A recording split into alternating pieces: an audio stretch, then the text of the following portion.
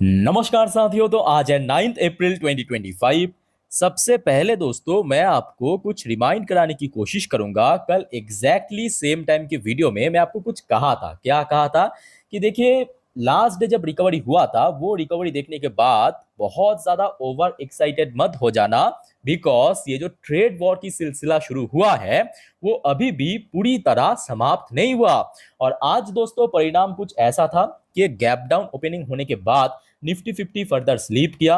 लगभग 11:15 पे थोड़ा सा ऊपर रिकवर करने की कोशिश, फिर से देखिए स्लिप कर गया और अंत में आज निफ्टी 50 क्लोजिंग दिया 22,500 की जो क्रूशियल लेवल था उसके काफी नीचे, ऑलमोस्ट 101 पॉइंट नीचे, 22,399 पॉइंट पे, ऑलमोस्ट 0.61% गिरावट के साथ।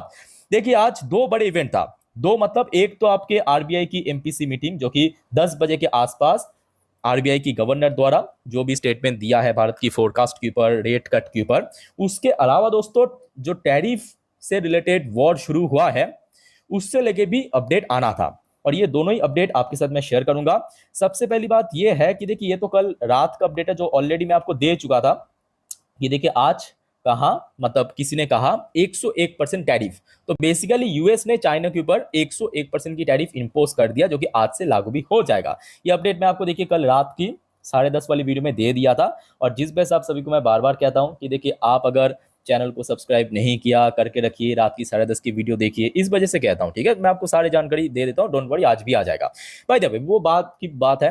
बट बैंक निफ्टी दोस्तों आज काफी सपोर्ट किया। अगर हम सेक्टर वाइज देखा जाए, बैंक निफ्टी बीच में कुछ समय के लिए स्लिप कर गया था, जैसे कि मैं आपको लास्ट नाइट 10:30 मतलब 10:30 वाली वीडियो में कहा था कि आज बैंक निफ्टी के लिए सबसे क्रूशियल लेवल 50,000 के ऊपर होल्ड करना, जो कि आज बैंक निफ्टी तो मैं कहूंगा कि अपने मिशन पे पूरा सक्सेसफुल रहा। बट निफ्टी 50 अनफॉर्चुनेटली आपके 22,500 को होल्ड नहीं कर पाया। इसके अलावा देखिए, बहुत सिंपल बात है, जब ट्रेड वॉर होगा, मेजरली यूएस अगर इन्वॉल्व रहा तो आईटी सेक्टर गिरेगा। और आप देख सकते हो आज आईटी सेक्टर फिर से 2% गिर गया। और कल दोस्तों आईटी की बड़े कंपनी टीसीएस की रिजल्ट आने जा रहा है। फार्मा सेक्टर भी गिर गया ऑलमोस्ट 2%, बिकॉज फार्मा भी एक मेजर सेक्टर है इस टैरिफ वॉर में इन्वॉल्व। ठीक है, उसके अलावा निफ्टी फाइनेंशियल सर्विस सेक्टर में ऐसा कोई बहुत गिरावट नहीं हुआ। एफएमसी सेक्टर आज काफी बढ़िया मूड में था, 1.78% पॉजिटिव में क्लोजिंग। एमएनसी सेक्टर भी अच्छी मूड में था। सर्विस सेक्टर में हल्का फुल्का कमजोरी, एनर्जी सेक्टर भी थोड़ा सा गिरावट हुआ, रियलिटी सेक्टर में फिर से ड्रॉप। आज पीएसयू बैंक में सबसे बढ़िया गिरावट था, ऑलमोस्ट 2.5% के आसपास। बाकी सेक्टर की बात करें, मेटल सेक्टर देखिए बहुत सिंपल बात है, जब इस टाइप की ट्रेड वॉर होता है ना, मेटल सेक्टर बहुत आसानी से पिटता है, मेटल सेक्टर आराम से गिरता है। ठीक है, जिसके कारण आज भी हमने देखा कि बड़े बड़े जो मेटल कंपनीज की शेयर है वो एकदम गिर गया। अच्छा, एकदम शुरू से शुरुआत करते हैं। सबसे पहले हम थोड़ा सा आरबीआई की ऊपर जो अपडेट आया, एमपीसी मीटिंग के आउटकम एंड फोरकास्ट, उसको कवर करते हैं। उसके बाद हम ट्रेड वर्ड से रिलेटेड अपडेट देंगे। ठीक है, स्टेप बाय स्टेप हम आगे बढ़ते हैं। देखिए, आज लगभग सुबह के 10 बजे के आसपास हर कोई वेट कर रहा था आरबीआई एमपीसी मीटिंग के आउटकम, और मैं ऑलरेडी इंस्टाग्राम स्टोरी में डाल चुका हूं। तो जो कि एक्सपेक्टेड था कि इस बार जो रेपो रेट है वो कट हो सकता है, और वैसा ही हुआ। 25 बीपीएस या 0.25% दोस्तों कट हुआ, और कट होके 6% हो चुका है भारत की इंटरेस्ट रेट। वेट, मैं आपको समझा देता हूं, इसके पहले कितना था रेट कट होने से पहले? 6.25%। अच्छा, बहुत लोग यहाँ पे थोड़ा कंफ्यूज हो जाता है कि सर आप अभी कहा कि 0.25% और आपके 25 बीपीएस, इसमें क्या फर्क है? तो दोस्तों यहाँ पे कुछ फर्क नहीं है, दोनों सेम है। 25 बीपीएस या बेसिस पॉइंट या 0.25% एक ही है, आप जो भी भाषा में समझिए। ठीक है, तो यहाँ पे कंफ्यूज मत हो जाना। तो ये आप जान लीजिए कि आज 25 बीपीएस मतलब 0.25% रेट कट हुआ। पहले कल तक कहा कितना था भारत की जो इंटरेस्ट रेट आपकी आरबीआई की? 6.25%। आज कट करने के बाद कितना हुआ है? 6%। ओके, तो कितना परसेंट कट किया? 0.25%, या अगर हम बेसिस पॉइंट के ऊपर बात करें तो 25 बेसिस पॉइंट या बीपीएस कट किया। ओके, ये दोस्तों आरबीआई द्वारा आज अपडेट आया 10 बजे के आसपास। उसके बाद देखिए, आपको मैं एक और बात कहा था कि देखिए आरबीआई की जो रेट कट होगा ये तो पहले से वाइडली एक्सपेक्टेड था।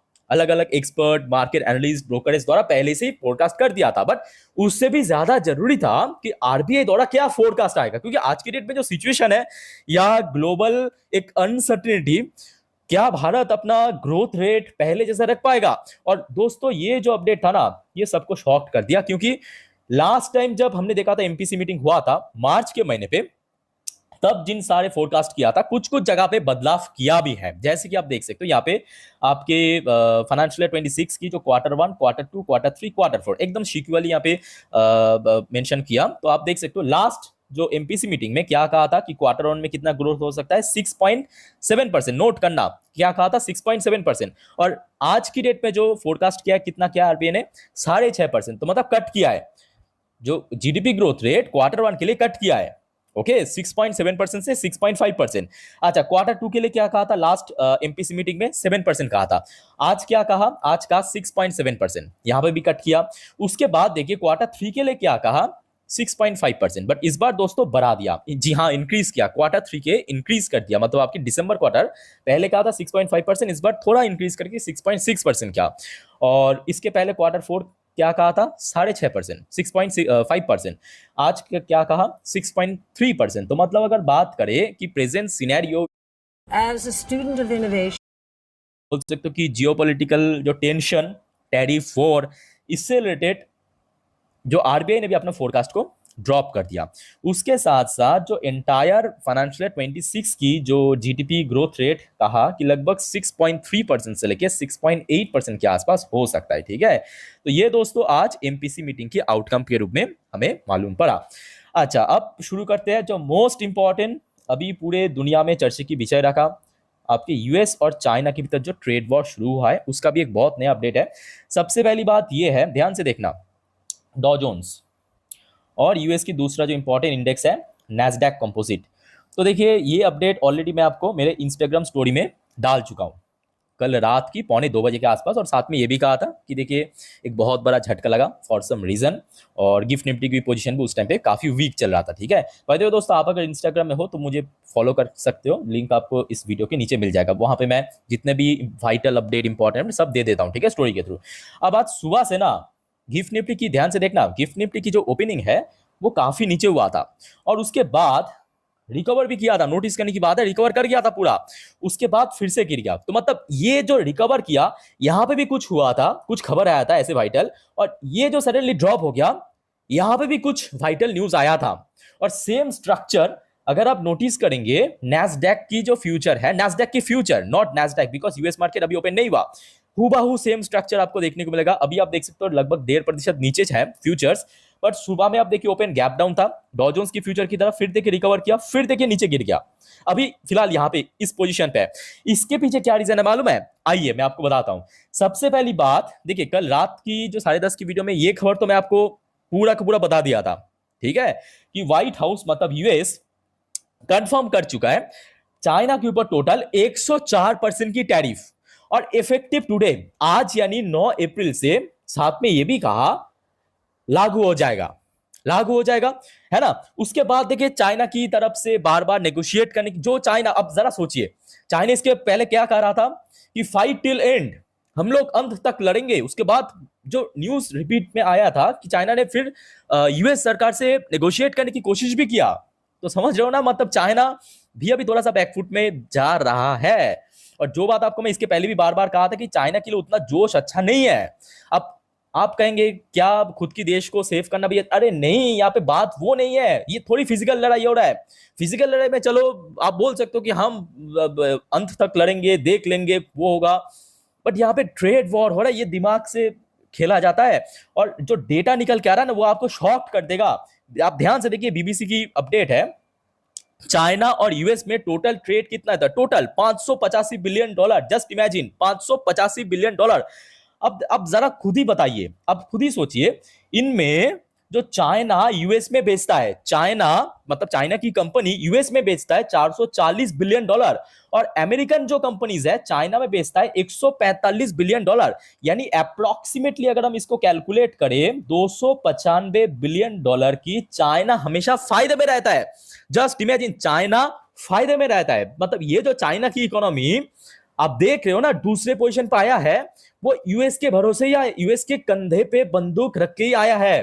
ध्यान से मेरे बात को ऑब्जर्व करने की कोशिश करना। 295, ये लेटेस्ट अपडेट है एकदम, $295 बिलियन की सरप्लस में है, टोटल नहीं, टोटल तो बेचता है $440 बिलियन, $295 बिलियन की सरप्लस में रहता है।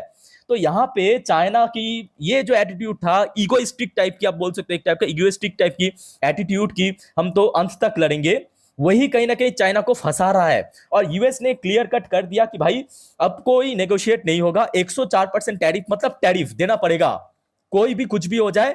और इसके थ्रू ना मैं कहूंगा भारत की जो स्टैंड है वो एकदम परफेक्ट है। भारत दोस्तों अभी एकदम चुपचाप शांति से देख रहा है। वो जो एक ऐड आता है ना कुछ क्या नाम है उसका, 5 स्टार, कि ईट 5 स्टार डू नथिंग, मैं कहूंगा भारत अगर ये स्टैंड कैरी फॉरवर्ड किया ना, भारत की आराम से जीत। बिकॉज देखिए चाइना की जो कंपनीज की मेन कॉम्पिटिटर कौन है, भारत की कंपनीज है। और भारत में आज मैन्युफैक्चरिंग यूनिट बहुत तगड़ा हो चुका है, बहुत तगड़ा सॉलिड एक्सपोर्ट हो रहा है। तो भारत की जो प्रोडक्शन बढ़ेगा, एक्सपोर्ट बढ़ेगा वहां पे, ठीक है। अब उसके बाद ये तो दोस्तों कल ऑलमोस्ट मिडनाइट तक स्टोरी था। ये जो आपको मैं अपडेट दिखाने जा रहा हूं, ये आज बाजार क्लोज हो जाने के बाद का अपडेट है, 4:50, जैसे कि आप देख सकते हो। उसके बाद चाइना की सरकार ने भी यूएस के ऊपर टोटल 84% टैरिफ इंपोज कर दिया। और बहुत जल्दी दोस्तों ये लागू हो जाएगा। और उसके बाद एक्चुअली हमने देखा कि वॉल स्ट्रीट की जो फ्यूचर है, तो अभी दोस्तों आप कनेक्ट कर पा रहे हो ना, ये जो डॉ जोन्स की फ्यूचर बीच में हमने देखा था, ये देखिए बीच में हमने क्या देखा था, रिकवर कर गया था, ऑलमोस्ट पॉजिटिव में पहुंच गया था कुछ मिनटों के लिए। ये खबर आने के बाद मतलब चाइना ने फिर से 84% टैरिफ लागू कर दिया, जैसे कि मैं टाइटल में मेंशन किया, ठीक है दोबारा। तो फिर से देखिए डॉ जोन्स की फ्यूचर गिर गया, नैस्डैक की फ्यूचर गिर गया।